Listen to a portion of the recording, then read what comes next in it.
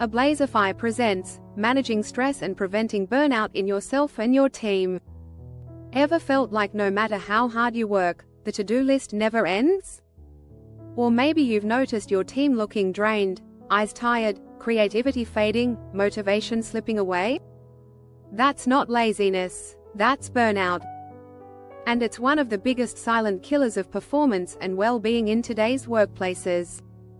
Left unchecked, stress leads to exhaustion, mistakes, and even people walking away from jobs they once loved. But when leaders know how to manage stress and prevent burnout, for themselves and their teams, they create resilience, energy, and sustainable success. Today, we're talking about exactly how to do that. Welcome to Ablazify, where leadership isn't just about driving results, it's about protecting your energy and your people's energy. Because success means nothing if you and your team are too exhausted to enjoy it. So, how do you manage stress and stop burnout before it derails everything? Let's look at 7 practical strategies you can start applying today. 1. Recognize the warning signs early. Burnout doesn't show up overnight. It creeps in. Look for red flags: constant fatigue, irritability, loss of enthusiasm, declining performance. In yourself, watch for cynicism or that "I just don't care anymore" feeling. Spotting these signs early lets you act before things spiral. 2. Set boundaries and model them. Leaders who send midnight emails or never unplug teach their teams that rest isn't allowed. Flip the script. Protect your downtime and encourage others to do the same. Boundaries aren't weakness, they're fuel for long-term performance. 3. Normalize breaks and recovery.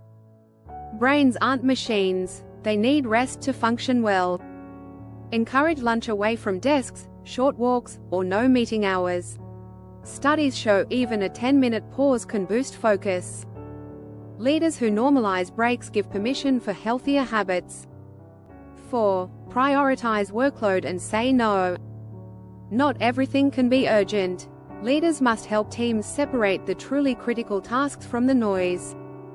Sometimes, the most powerful thing you can say as a leader is, "This can wait." Burnout thrives on endless urgency, clarity cures it. I used to think burnout was just part of the job. I'd work 12-hour days and still feel behind. Then my manager stepped in and asked me to list everything on my plate. Together, we cut half of it by reprioritizing and delegating. It was the first time I realized I didn't have to do everything myself. Within weeks, my energy returned, and I was actually performing better. That one conversation saved me from quitting. 5. Foster open conversations about stress. Too many teams treat stress as taboo. Break the silence. Ask your people, how's your workload? What's weighing on you? Create space where admitting pressure is seen as strength, not weakness. When stress is out in the open, it can be managed. 6. Build support systems. Resilient teams don't rely on one person. Encourage collaboration, mentorship, and peer check-ins. When people know they're not alone, their stress load feels lighter. Support transforms heavy pressure into shared strength. 7. Encourage well-being as part of performance. Well-being isn't a luxury, it's part of high performance. Promote exercise, mindfulness, or even team challenges like step counts. And remember, as a leader, your example is louder than any wellness program. Show that you value well-being, and your team will follow. In my old role, burnout was constant. People wore exhaustion like a badge of honor.